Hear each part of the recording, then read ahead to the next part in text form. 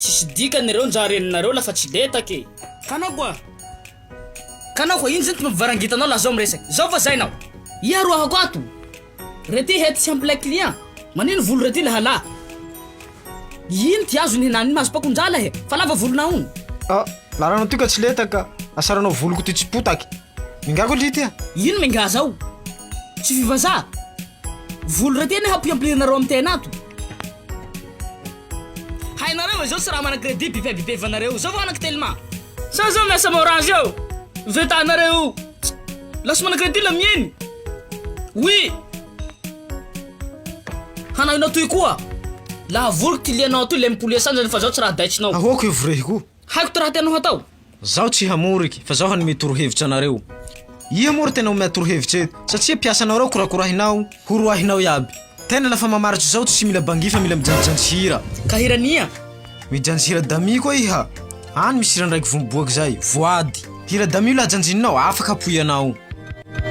Tandrignesa baka iaraika bao tapampoko ato ty asiako faroe babonao foko zao ty tambarako amiafa na te maro aneny tsara efa nao no anjarako tokatrano sisy vandy safosafo tamitamby bizoko alainy sisy maky fiagnatsika normaly sorangny zagnahary fanao tiako valiko aminao zao mangatia rosy tia tsesy akosira jery afa zao tsy mila tiavatsika tsy mitanila aminao zao mangatia rosy tia tsesy akosira jery afa zao tsy mila tiavatsika tsy mitanila